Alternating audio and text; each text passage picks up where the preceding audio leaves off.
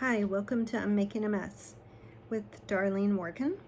And I am, oh gosh, my camera's falling. Sorry about that. Okay, I am just hopping on here and I had just gotten out of the shower and put on my pajamas and I just decided, you know what, I'm not going to worry about how I look, even though that's literally always a worry of mine, but I'm trying not to let that consume my thoughts. And I just felt like substance was way more important than trying to get everything just right, which I think is so important for me personally to not think I have to do that every single time I try to create a video, do some writing, or whatever. So I am just going to be reading from one of my posts. This one is from November 16th. I have not read it yet first like I have before. I just wanted to hop on here because it's been actually a pretty good day until later, which I will get to that as I bring you into the current time after reading this one from November, December, January, February, March, from 6 months ago. One of these days I'm going to get caught up and then I'll be reading from what I'm actually doing these days. Anyway, oh yeah, please share and subscribe and let others know about it. And I just want you to know I really appreciate those who are listening and dialing in. And I just am going to continue to write and share and be transparent and just see where it takes me. This one in particular is called Sometimes Your Heart Needs a Break. And I will show you the picture that is on my blog, which you can see at unmakingamess.com, or you might even find it on Facebook on my page, Unmaking a Mess, as well. So anyway, here we go. Let's see what is in here and see how I can tie it into today. Sometimes your heart needs a break. Needs to break. I drove home singing tonight after leaving an art gallery where I made my first real art print purchase. It was $95 and I knew I could not pass it up. Singing, I felt it. I went to the store after the gallery, and even in the store I was doing a few moves to the music from my headphones. I'm trying to think of the last time I danced in the store and sang. I don't think it was that long ago, but just, yeah, I think I'm going to ad-lib as I go along here too. Driving home, one of my favorite songs played, and I kicked up the volume a bit and patted my chest as the emotions came out through a loud verse.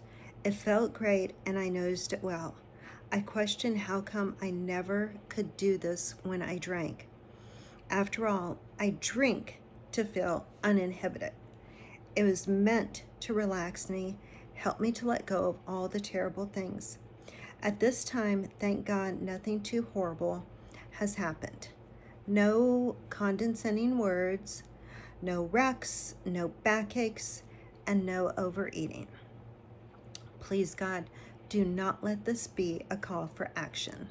I believe in you, Lord. I promise I do not need any revelations to help me realize how blessed I am. Please, no trials, at least for a while. I just want to live. I can practice what I preach, and that is bringing Jesus into my heart and asking him for grace and salvation does not mean I won't encounter any problems. It just means I can get through them a little better. I know I preach this all the time, and you know what? Right now, I'm really preaching this to myself. In fact, the artist whom I purchased the print from based his painting off the idea, leap of faith. The artist writes, light momentary affliction is preparing for us an eternal weight of glory beyond all comparison. Let me read that again. Light momentary affliction is preparing us. Okay, start over. Light momentary affliction is preparing for us an eternal weight of glory beyond all comparison. I place this belief in my mind as I consider each trial I encountered throughout my life. When I was a little girl, probably about 7, I remember after my parents separated, each of my older siblings took turns taking care of me.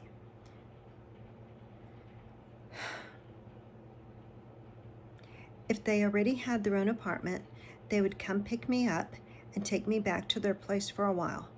I'm thankful that they did this. I loved having the one-on-one time with them.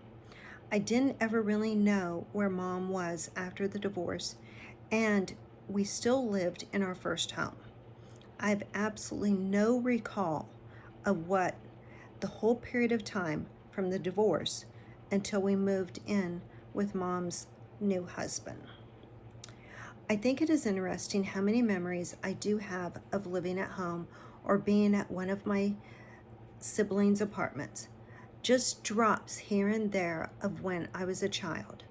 Thinking back to them, many of them were of someone whisking me away.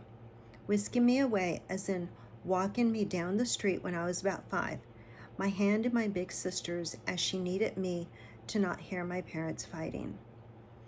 Or hopping in my brother's car so he could spend time with me while Mom and I don't know.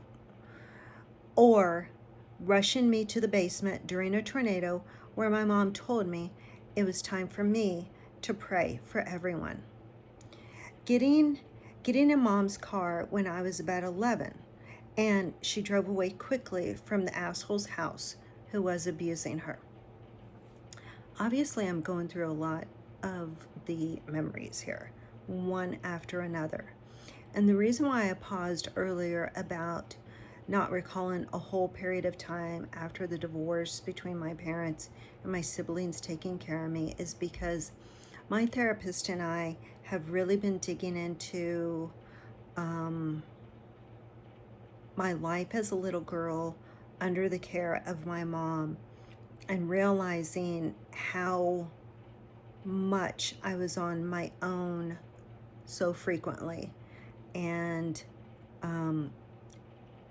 it's kind of a distorted image for me because I never looked at it as I wasn't taken care of. I always felt like I had a home and I always had clothes. There always seemed to be food, and that was it. So I must have felt like that was enough. But now as I look back and I consider like a lot of the problems and concerns I'm having now, how they are a reflection of me growing up. And I want to add something here. I don't want to lose my place here. That I know it's hard for a lot of people to go back and relive or consider some of those memories growing up. However, for me, I'm kind of going through this period of time where, I'm just trying to figure everything out. And I'm trying to spend my last days on earth as best as possible. The only problem is I continue to allow myself to dwell on things, to feel as if I'm not good enough, to feel like I'm always doing something wrong, to feel as if my body isn't all in the right spots. Like I just feel so self-conscious, and it's hit and miss with me. Today I had a really good day at work, and toward the end I talked to a coworker, and her and I talked about the group we ran, and there was like this moment where I thought to myself, I felt really good about that group. Whereas there's other days when I feel like, oh my gosh, I should not have said all that. Maybe I should have given this person more time. Maybe I should have, been more empathetic or whatever. It's always something with me. And during our group, we actually were talking about minimizing things and maximizing things. So in other words, I minimize the good parts of when something happens and only focus on the difficult areas. Welcome to my brain. So when I do talk about the childhood, I think it's because I've minimized all of those days that my mom wasn't there and that my dad wasn't there, and all the time I spent alone, and realize now that it probably wasn't the best situation for me growing up. And that's really hard, because I love my mom dearly, which I think I'll get back to my reading here because now this next part is relevant. Anyway, let me read that last line. Getting in my mom's car when I was about 11, and she drove away quickly from the asshole's house who was abusing her. I'm not ashamed of our life. My mom did the best she could. There are so many other incidences in the mix. Does it affect me now? Yeah. It all affected me growing up once I left home, making all sorts of horrible decisions and getting myself into several areas of trouble. I think about all of this as I realize I felt my best today. Remember, this is back from November. I felt totally sober and present, completely aware of the sore muscles in my body from raking up the ditch of 1.5 million leaves. Most of all, the sincere emotion I felt as I saw my middle daughter pull into the driveway tonight to surprise me. I smiled so intensely my cheeks hurt, and I squeezed her boyfriend and her so tightly I began to cry. The feeling you get when your child comes home, there is nothing like it. I realize now how my mom felt. Perhaps also why my mom insisted on cooking for me each time I went to see her, even though she barely spent time sitting with me. I have to believe it was just having me in the same house as she for as long as possible. I get it now, Mom. The time hit even more intensely as it was just a week before when my daughter and I got into an argument where she told me things I had not realized. Though we hear things that don't feel very good, it is a time for us to use it to better ourselves. This was one of those times. I needed her to tell me this stuff. There had been an invisible shield that kept her and I from a true mother-daughter connection. But having spoken with one another and spilling our guts was needed. The hurt at first, the openness next, and the time to repair. When this happened, I was driving back from a training that I had attended 2 hours away, and instead of driving straight home, I drove right to where she was, which wasn't far off my path, but it was still quite the detour, since it took me an extra hour to get home. But I had to do it. I was not who I was before. I was not about to rage into wherever she was and tell her how I felt hurt and anger, and she needed to respect me. Because I didn't feel anger. I felt hurt. But it was for the right reasons. The hurt you feel when God opens your eyes and heart and lets you know it's time to remedy. This might not make much sense, but it does to me. Or maybe it does to you. Like, for instance, when you know you've been avoiding something for a long time, and then all of a sudden it all comes to the surface, and you realize right then there has been like this invisible shield between you and whoever it is that you have this argument with, or these underlying problems, and then all of a sudden they're all there and you have no choice but to confront it. It can be painful to learn stuff the hard way, especially when it hurts others. Part of it hurt because it was something I know I should have done with my son when he was her age. As I've said, I have many, many regrets. It also hurts because I have often looked for ways to connect with her only to realize her connection was with her dad, and it came easily. Yet, this was the milepost that helped me to realize it was time to create our own connection. A mom's heart can feel pain when you realize how much your heart needs to break first to open your eyes. Things have been tough for her since her dad's passing. She hurt differently, and she grieved differently. I needed to be there differently for her. But there are times when, as hard as we try, it just doesn't cut it, and it just doesn't happen.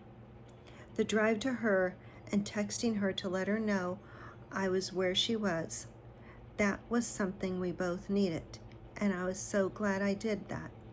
God spoke to me and let me know I needed to do this. I have made plenty of mistakes on how best to care for my children. So many areas I wish I could take back. Sadly, I don't know how I would have been able to do different before unless I was not under the influence, in therapy, on anti this or that, and such medication, and most of all, within the hands of the grace of God. I gotta read that again. Sadly, I don't know how I would have been able to do different before unless I was not under the influence or in therapy or on anti-drugs of some sort. And most of all, I don't know how I would have done it if it were not for the hands of the grace of God. I was able to meet with my daughter and hug her so tight that the feeling came with an immense love that I knew Jesus guided us through. On the side note, as a child, my family did not hug. We did not show emotions and feelings for one another. And showing love has been something I had to learn, but without substances and with Christ. I've discovered how easy it is to show compassion and empathy for others. I speak for myself here saying I've had to endure tons of stuff and get tons of stuff out of my system to be able to show care and love openly. I'm thankful. In the end here, today was a good day. Sleeping in for way too long, although that was my body saying stay asleep. Getting outside for a while, my daughter surprising me, taking myself out to the art gallery, and then watching a Christmas movie with my youngest daughter. My last line here in this blog is, Dear Lord, this was one of the most special days in a long time. Can I please have more? Please, without incidents. Tomorrow, as in this day, in November, I have more to look forward to as my oldest daughter will come home early, and I planned to hang up Christmas lights. Oddly, there is generally that weekend during November when the weather is just right for getting on the roof and risking my life. I'll take it. Listen, do my stories bore you? I hope not. I try to make them interesting, yet transparent, and absolutely without fluff. I write them to offer hope and to other single parents. I write them to connect with others who deal with addictions. I write them to relate with those who have barely survived many times. I write them because I am still here, because I do feel God telling me to share this with others so they know they are not alone in the areas of depression, anxiety, alcoholism, single parenting, one hardship after another, and just living and surviving. So, that brings me to the current time. And at this time, today is April 13th. I have so much to get caught up on, but I'm really going to try this. And I cannot catch you up on everything because there really has been a lot. When isn't there? Seriously. But let me just recap today the best I can. It's a Monday, is a decent day at work, did pretty well, stayed busy all day, but in the middle of the afternoon I had to come home and check on my dog because he was outside most of the day, and I decided I wanted to bring him inside, which under normal circumstances that was working because we would put him in the laundry room and just put a gate up and he would be totally fine, happy, content. Well, over the last few months he has not been happy and content, and in the last couple of weeks he actually lost his eyesight. Like I said, so much to go into. It's still a little bit of a mystery how that happened, but he is 9.5 to 10 years old. He is a Catahoula leopard dog, which they do suffer and deal with like a lot of anxiety and anxiousness. Come on, go figure. This is my dog. No, he does not have all the anxiety because I have it, although we do have a lot of similarities. Nonetheless, today I brought him inside thinking, okay, he's been really mellow lately because he's still trying to navigate our house, can't see anything. When he runs into something, he literally turns around and goes back the other way or stops. So I thought, I've got to keep trying this. The last couple times I had him in the house, he had an accident. He somehow broke down the gate and got into the trash. And this time I thought, okay, the last time he could see, this time he can't see. And like I said, he's been mellow. Well, my daughter came home like not even 2 hours after I had him in the house.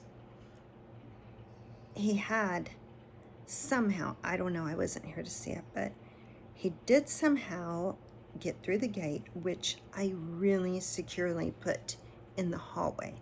I mean, I even used it properly where, you put the little clamp down and it just fits in the wall. He had to have jumped over it.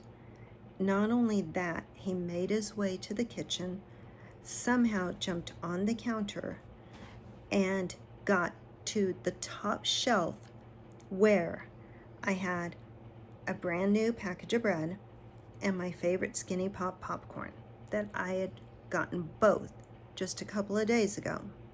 Ate everything. Now, let me update you as well and let you know that in this whole process of this illness we've been trying to navigate with him, his depression, him getting frustrated with a lot of things, we have discovered that he is drinking water too excessively, and now obviously just wanting to eat excessively. But the doctor did give us some probiotics for his stomach because he ate like a half a bag of cat food 2 months ago, and little did we realize cat food is not good for dogs. They can get rid of it, but parts of it continue to stay in their stomachs like certain cultures. Got rid of that, we think, because it was created so much gas. It was horrible. But that was the end of my day when I thought it was going to be totally fine. Did it stress me out? Yeah, because now I'm just trying to figure out what the crap am I going to do. I spent my weekend relaxing, okay? I got up, I went to go volunteer at my part-time job. Yes, I'll tell you about that later. But they were cleaning out the basement and I really wanted to help do that. So I went and did that. And then in this area of town, the boutiques were open, which they're not normally. It's like one of those First Friday deals where they decided to be open an extra day. Went there, relaxed, and by the time I did all that stuff, my oldest daughter was home. And of course, I wanted to spend time with her because that's pretty rare. Although I finished what I was doing, I did some work in the yard. Then I came inside, and her and I went to this fundraiser for it was a concealed art and display for the women who suffer from abuse. And so the agency that put it on is one of the nonprofit agencies around town that is definitely very near and dear to my heart. And so I wanted to make sure that I contributed. I donated 3 pieces of art that I did myself. And so Olivia and I went to the art auction where they had hors d'oeuvres and stuff. And it was just really nice. And then, of course, the next day was church, taking my daughter to Manhattan for practice. Then by the time we get home, I really had to try to get part of my yard mowed. And that's my weekend. No time to put up a pen that I have so that I can keep him outside, along with a doghouse that I have that's way out in the boxcar. That's my life. I wish I could snap my fingers and both of those 2 things would be put up. I don't want to get on Facebook and say, hey, I need to hire somebody to do this stuff. Even though I think putting up the pen alone is not going to go well with me doing it alone. So I'm probably going to have to get someone to help me, which means I don't even know when that's going to happen. Because honestly, I work tomorrow night. Wednesday night, I might have time to do part of it, as well as Thursday. And then Friday, I have to go to a training. And then we have Clara's second college visit this month. It is absolutely a month full of things that I need to count my blessings about and be thankful for. Other than that, I'm doing okay. I just need to figure out my dog and where I can get him settled during the days and even part of the evenings when we're gone. And if those are my problems and that's the only thing, I really think I need to be thankful and realize this is just a moment and it will pass. I'm still struggling with my weight.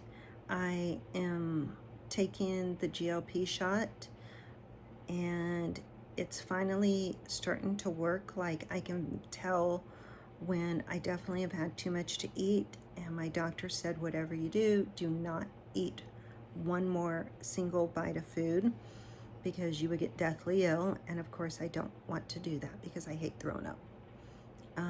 Anyway, I think that's it. I'm sorry, this is a 30-minute one, but lots to catch up on, and I hope you enjoyed it. I'm definitely going to be back in touch with you guys.